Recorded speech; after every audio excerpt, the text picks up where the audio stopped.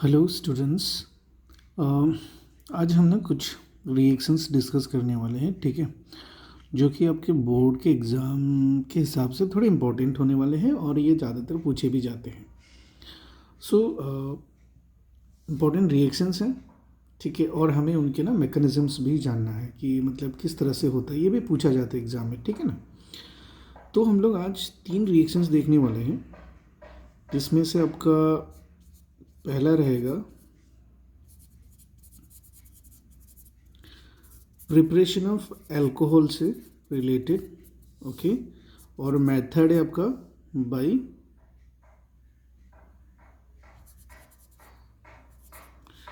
Acid catalysed hydration of alkene से, और यहाँ से आपको ना मैकेनिज्म भी पूछा जाता है, ठीक है। तो ये प्रिपरेशन ऑफ एल्कोहल है।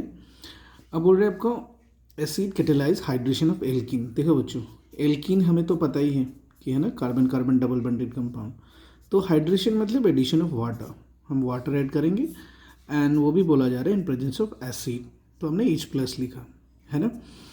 तो होगा क्या, आप सबको पता ही होगा कि ये जो दो डबल बॉन्डेड कार्बन है, इनमें से मतलब एक कार्बन पे वाटर मॉलिक्यूल से हाइड्रोजन ऐड होगा और दूसरे कार्बन पे क्या होगा, आपका OH ग्रुप ऐड होगा। तो ये ऐसे रिएक्शंस होते हैं। पर यहाँ पे ना फिर भी आपको एक चीज़ ध्यान रखने वाली बात क्या है बच्चों, कि एल्कीन जो होता है ना, एल्कीन जो होता है ना, वो दो तरीके का होता है, राइट। एक हम लोग क्या बोलते हैं, सिमेट्रिकल, है ना, सिमेट्रिकल एल्कीन। तो सिमेट्रिकल एल्कीन में चीज़ें थोड़े अलग होती है और अनसिमेट्रिकल में थोड़े अलग होते हैं। देखो बच्चों, सिमेट्रिकल क्या होता है, मान लीजिए कि ये हमारा एल्कीन है, ठीक है, हमने यहाँ पे CH3 लगाया और यहाँ पे भी यहाँ पे H लगाया।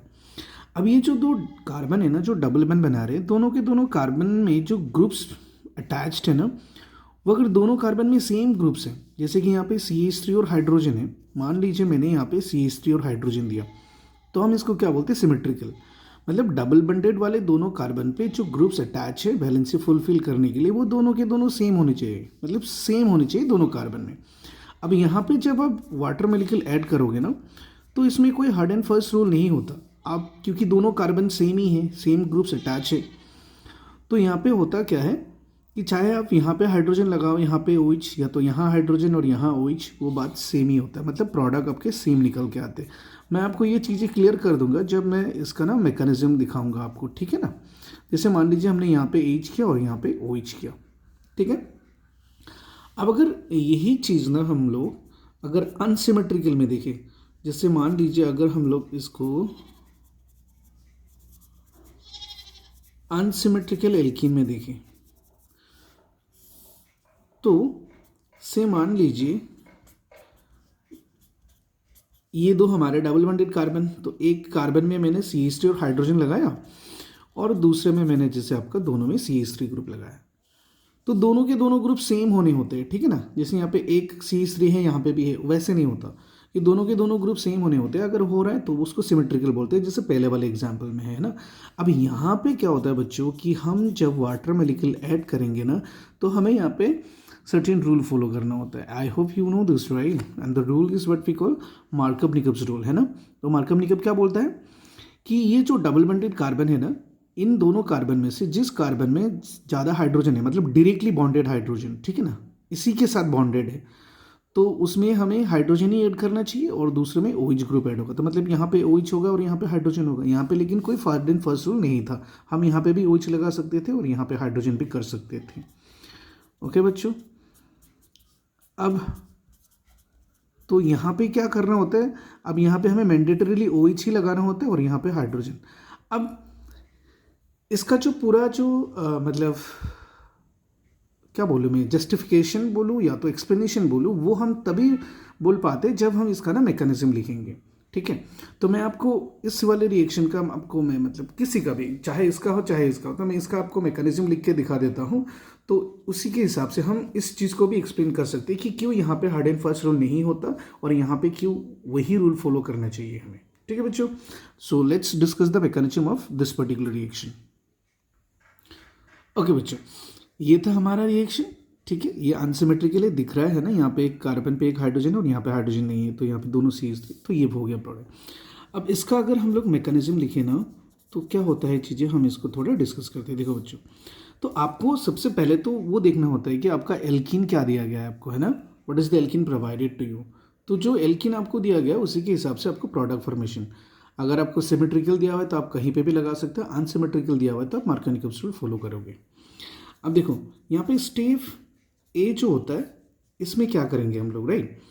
तो सबसे पहले ये जो हम लोग वाटर मोलिक्यूल और ये जो H पॉजिटिव है ना, तो इसमें से क्या होता है आपका हाइड्रोनियम आयन बनता है। ठीक है, अब वाटर मोलिक्यूल का जो ऑक्सीजन, इसमें लोन पेयर इलेक्ट्रॉन्स होते हैं, सबको पता है ना। तो ये ऑक्सीजन क्या करेगा, it will grab that proton, तो वो प्रोटॉन ग्रैब करके क्या करेगा, इट विल फॉर्म H3O+, और इसी को हम लोग कैसे लिख सकते हैं, इसको हम ऐसे लिख सकते हैं। तो आपको कोई भी रिएक्शन हो, सबसे पहले आपको यही करना होता है, हाइड्रोनियम आयन बनाना होता है। ठीक है बच्चों, अब ना इसमें हम लोग क्या कर सकते हैं, अब इसी स्टेप में क्या होगा, आपका जो एल्कीन दिया गया है ना, इसी स्टेप में क्या होता है, ये जो एल्कीन है, इस एल्कीन से आपका क्या होगा, ये रिएक्ट करेगा आपका हाइड्रोनियम आयन के साथ। अभी जो हमने हाइड्रोनियम आयन बनाया, इसके साथ वो रिएक्ट करेगा, and it will what, it will grab the proton. तो आपने जो रूल के हिसाब से यहाँ पे प्रोटॉन लगाया ना, तो इस कार्बन, ये जो डबल बॉन्डेड वाला कार्बन है, ये जाके क्या करेगा, यहाँ से प्रोटॉन उठाएगा, मतलब कि so this carbon goes and attack the hydrogen ion. और जैसे हाइड्रोजन तो एक ही बॉन्ड कर सकता है, तो अभी ये इसके कार्बन के साथ करेगा, तो so this bond will break down and electron will shifted to oxygen. ठीक है, अब यहाँ पे क्या होता है बच्चों, देखो दोनों कार्बन के पास एक्स्ट्रा इलेक्ट्रॉन तो है नहीं, तो हम जब इस एंड से यहाँ पे जाके अटैक कराते हैं, तो इसका मतलब ये होता है कि ये कार्बन को हमने नेगेटिव बनाया और पॉजिटिव, मतलब this electron is shifted to this carbon, है ना, एंड ये पॉजिटिव बन गया, ये नेगेटिव। तो इसमें से क्या होता है, तो इसको हम लोग क्या बोलते हैं, hydration of alkene, sorry protonation of alkene बोलते हैं हम लोग। ठीक है, और फॉर्मेशन ऑफ कार्बोकेटायन, मतलब हमने एल्कीन को एक प्रोटॉन दिया और उससे कार्बोकेटायन बना, तो प्रोडक्ट क्या बनेगा बच्चों, मैं यहाँ पे लिख देता हूँ CH3CH। तो इसने एक हाइड्रोजन ले लिया, अब जैसे कि ये इलेक्ट्रॉन यहाँ पे शिफ्ट हुआ था, तो ये नेगेटिव था, तो ये जाके अटैक किया, तो ये क्या बनेगा आपका, हमारा पॉजिटिव बनेगा। तो सबसे इम्पॉर्टेंट स्टेप ही यही है, और जैसे कि ये यहाँ पे शिफ्ट हुआ था, तो हमें क्या मिला, वाटर मोलिक्यूल मिला। ठीक है बच्चों, सबसे इंपॉर्टेंट स्टेप यही है बच्चों कि यहाँ पे कि ये कार्बोकेटायन बनता है। ये जो कार्बोकेटायन बनता है ना, सारा खेल इसी के साथ रिलेटेड है। Let me complete the reaction, then मैं आपको फिर दिखाता हूँ कि कार्बोकेटायन का क्या अहमियत है यहाँ पे। ठीक है, अभी हमारा स्टेप ए हुआ, तो उसने प्रोटॉन लिया, है ना, और कार्बोकेटायन बनाया।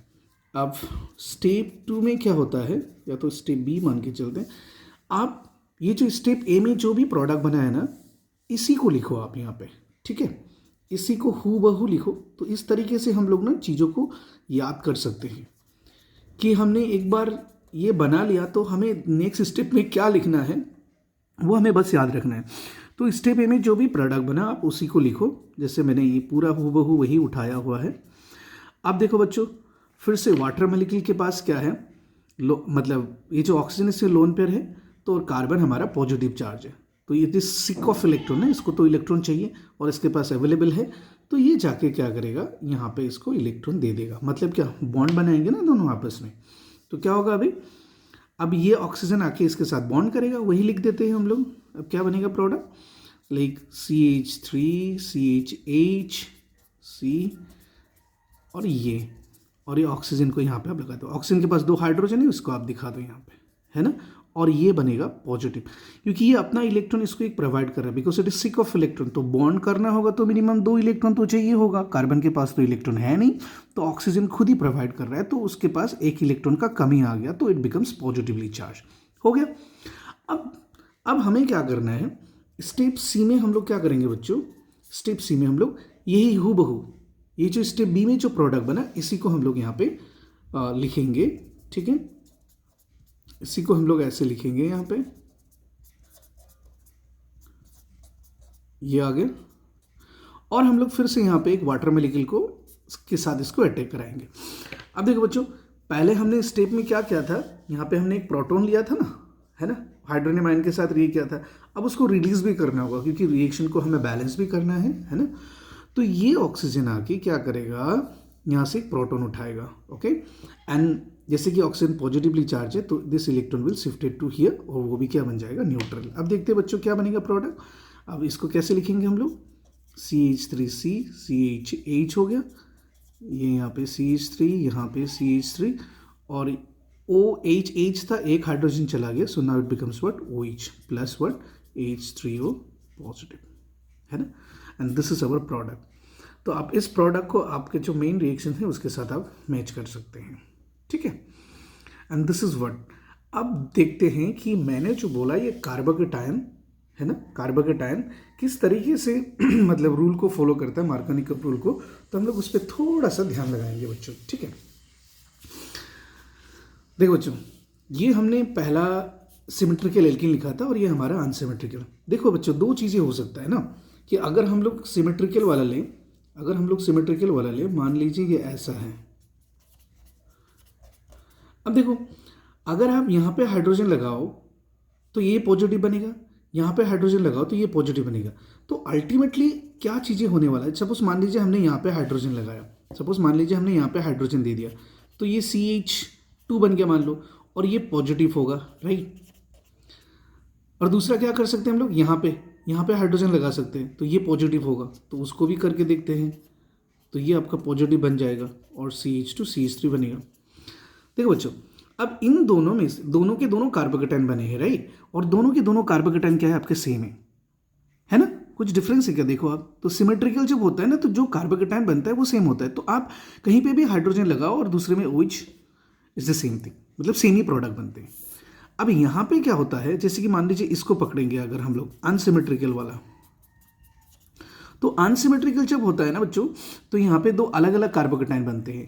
तो प्रिफरेबल प्रोडक्ट उसी के साथ होता है जो आपका स्टेबल कार्बोकेटायन बनाता है, ठीक है। अब इसको देखें, हम लोग अगर यहाँ पे हाइड्रोजन लगाया तो ये पॉजिटिव बनेगा, और यहाँ पे हाइड्रोजन लगाया तो ये पॉजिटिव बनेगा। चलो करके देखते हैं। पहले हम लोग यहाँ पे हाइड्रोजन ऐड करते हैं तो 2 आ गया और ये पॉजिटिव बन गया, है ना।